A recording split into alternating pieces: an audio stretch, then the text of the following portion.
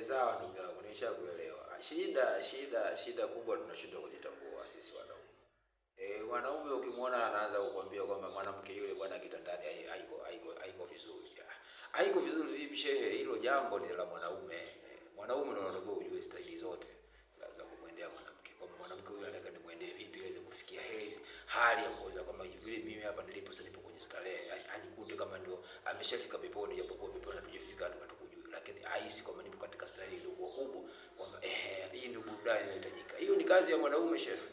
Mwanaume anatakiwa aelewe huyu mwanamke hapa naanzia wapi, naelekea wapi na namalizia wapi. Hizo zote ni starehe mwanaume anatakiwa kuzielewe, mitindo mwanaume anatakiwa niingilie mitindo gani.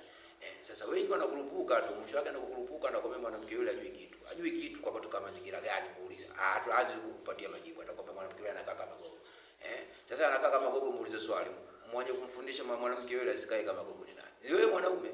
Wewe mwanaume unatakiwa kumfundisha. Kwa sababu wewe umepewa kazi ya udereva. Dereva siku zote unatakiwa umfundishe. Umepewa kazi ya uongozi. Uongozi siku zote ndani yake una sifa nyingi, una elimu nyingi. Na maana kiongozi una elimu. Ndio maana ukaitwa kiongozi. Una elimu, sio unamfundisha yule unayemuongoza. Bwana sikiza, hili linaelekewa hivi, linafanywa hivi, hili na utaratibu wake uko hivi, ili tuende sawa. Mwanamke siku zote anapokea kinachotoka kwa mwanaume. Sio mwanaume apokee kinachotoka kwa mwanamke. No, mwanamke anapokea kinachotoka kwa mwanaume. Mfano shehe, unatoka kazini, umebeba kitu, mwanamke anakuja kukupokea. Umerudi hujabeba kitu chochote, mwanamke anakuja kukupokea. Anapokuja kukupokea wakati umebeba kitu, anapokea kile ulichoshika mkononi. Anakuja kukupokea hujabeba kitu, anakuja kukupokea mume wako umerudi. Anakuwao na wewe unaona muwao. Kwa hiyo wewe wanakupokea. Usiporudi na maana hanyanyuki kuja kukupokea. Unaona sasa kazi inapokuja tu kwamba kitu lazima kianzie kwa mwanaume ndipo mwanamke kitakuwa kimemfikia. Mwanamke anafanya kitu cha namba 2, namba 1 kinatoka kwa mwanaume. Sasa lazima uelewe kwamba hapa natakiwa nimfanyeje huyu mwanamke ili ajisikie raha katika tendo hili la ndoa. Hili ndo somo, na hili somo pana sana shehe wangu. Mbona somo hili pana linahitaji utulivu, linahitaji hekima nyingi kwanza. Maana kurupuka tu kuongea mwingine hapa na kurupuka na kwenda kuzini huko. Mwisho na mzini mwanamke wa mtu kashamkoleza kakatakata ndoa ya mtu inavurugia kwa ajili ya mambo kama haya. Haya ni mambo yanatakiwa kwenye ndoa. Lakini kweli kuna utaratibu maalum ambao umewekwa wa kisheria ili mwanamke ajisikie raha. Kama utakuwa umekosea mwanamke hatojisikia raha. Na mwanamke atapokea kile ambacho umemwanzishia.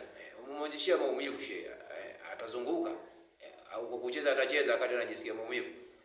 Unafungulia mziki ambao hauna mpango wote, hauna ladha yoyote. Mtu atakukebei, tunasana za kauzibili amba kilifungulia mziki mzuri shehe. Atacheza, lazima acheze. Kwa hiyo ni jukumu lako shehe. Chezesha vizuri mziki huo ili acheze. Na atacheza na atakuelewa, atakupenda tu. Atajiona kweli nimepata mwanaume. Lakini wewe mwenyewe unakurupuka, na wengi wanakurupuka. Na sasa hivi watu wengi wanakuambia kabisa, natafuta mwanamke mwenye starehe bwana, anayejua starehe bwana.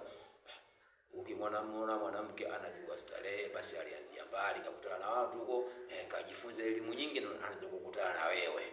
Unakuwa na wezio sasa ule umfundisha. Sasa matokeo yako unapokea mafunzo ya wezio. Wewe una chochote ambacho unatengeneza, na mwanaume anatengeneza athari kwa mwanamke. Hata kama siku anaondoka, anakukumbuka.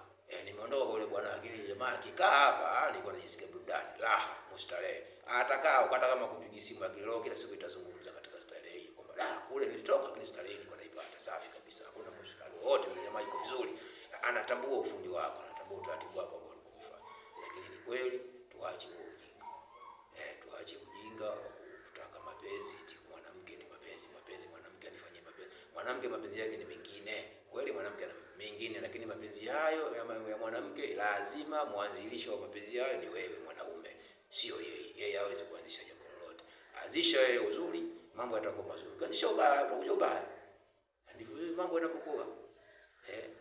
Unaona wapi maji mshe wangu yanapandisha mlima? Maji yanateremka. Sasa teremsha. Sasa ndugu yangu unakaa tunauliza bwana hivi kwani ndio ndoa hii? Hebu jifunze shehe, kama kidogo elimu nitafute faraka, nitakufundisha. Bwana fanya hichi, anzia hapa, malizia pale, anzia hapa. Kuna sehemu zisizopungua 6 za mwanamke katika kufuatilia. Na zipo zaidi ya 6.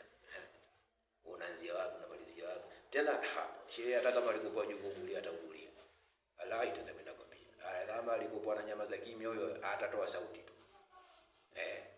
Na uelewe kabisa mwanamke wewe ukimuendesha vizuri unajua una wivu nao unakuwa unapanda juu. Ile nao uelewe upambane nao. Ulijue kwamba nitakapomuendesha vizuri huyu ndio nimetengeneza wivu kupanda hapa. Sasa sio usikutana ongea sasa mwanamke wewe msumbufu. Hapana, sio msumbufu. Anafikiria vile vitu vitamu share, hakuna mtu asio vitaka. Sasa utamu siku zote unatengenezwa na wewe mwanaume. Asalamu alaykum wa rahmatullahi wa barakatuh. Tuendelee swali moja la mwisho.